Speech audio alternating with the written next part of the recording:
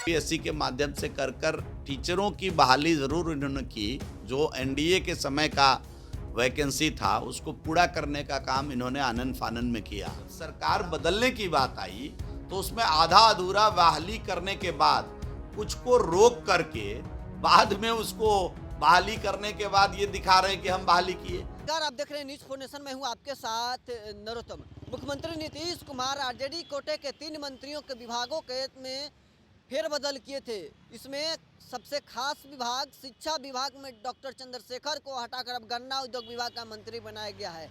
जिस प्रकार से आरजेडी की जब से सरकार में आई थी उसके बाद अब शिक्षकों को नियुक्ति किया जा रहा था, उसके लिए क्रेडिट वार चल रहा था कि किसके देन से शिक्षकों का नियुक्ति हो रहा है। इसको लेकर बीजेपी के विधायक जीवेश मिश्रा ने एक बार फिर से दोहराया है कि भारतीय जनता पार्टी के समय से ही शिक्षकों के नियुक्ति का प्रक्रिया चल रहा था, वही आरजेडी के लोग अब आगे बढ़ा रहे हैं। क्या कुछ कह रहे हैं बीजेपी विधायक जीवेश मिश्रा, सुनवाते हैं इस वीडियो में। देखिए, कुछ भी नहीं बदला है। शिक्षकों की बहाली ज़रूर हुई है बड़े पैमाने पर विद्यालय में, जो हम लोग पहले से कर रहे थे। पाँचवें चरण के चुनाव को, पाँचवें चरण के नियोजन के बाद इन्होंने जो बाकी नियोजन करना था उसको बीपीएससी के माध्यम से कर टीचरों की बहाली ज़रूर इन्होंने की। जो एनडीए के समय का वैकेंसी था उसको पूरा करने का काम इन्होंने आनन फानन में किया।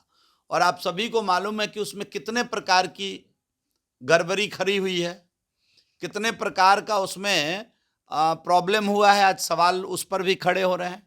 अभी सबसे महत्वपूर्ण है स्कूल में छात्रों के बैठने की व्यवस्था, स्कूल भवन का होना, बेसिक सुविधा, बुनियादी सुविधा का स्कूल में होना। आप जाकर ग्राउंड रिपोर्टिंग कर लीजिए। मैं मान रहा हूं कि के पाठक कुछ सकारात्मक कदम उसमें उठा रहे हैं, कुछ विवाद में भी रह रहे हैं, कुछ सकारात्मक कदम भी उठा रहे हैं, इसको नकारा नहीं जा सकता है।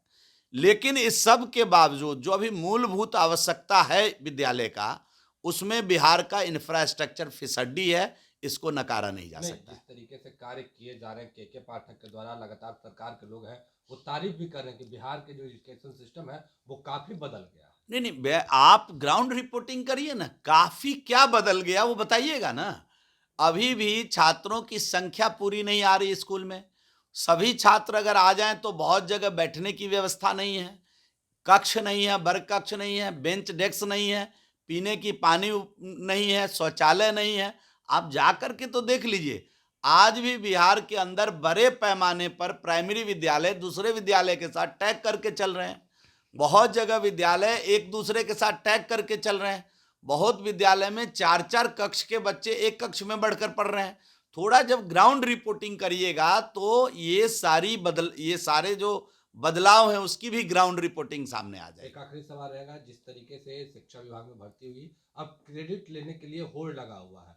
कुछ लोग कह रहे हैं कि मुख्यमंत्री है इसीलिए नियुक्ति पत्र, कुछ लोग कह रहे हैं कि तेजस्वी यादव सरकार में है इसलिए, और अब बीजेपी के लोग कह रहे हैं कि हम लोग तो पहले ही से नहीं, आप इस बात को जानिए कि 2,38,000 शिक्षकों की बहाली वैकेंसी पहले ही निकाली जा चुकी थी एनडीए के समय में। मुख्यमंत्री तो ऑब्वियसली माननीय नीतीश कुमार जी ही थे उस समय।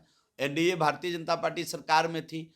हम लोग एक लक्ष्य लेकर चल रहे थे 19 लाख रोजगार का, जिसमें नौकरी भी 7-8 लाख 10 लाख नौकरी, सरकारी नौकरी, और बाकी रोजगार सृजन में हम लोग लगे हुए थे। लगभग 4 लाख नए रोजगार सृजन भी किया हम लोगों ने कम समय में, कोविड काल के बावजूद।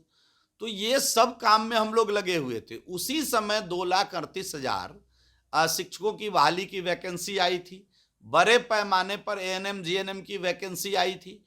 ये सब जो वैकेंसी है, जब सरकार बदलने की बात आई तो उसमें आधा अधूरा बहाली करने के बाद कुछ को रोक करके बाद में उसको बहाली करने के बाद ये दिखा रहे हैं कि हम बहाली किए।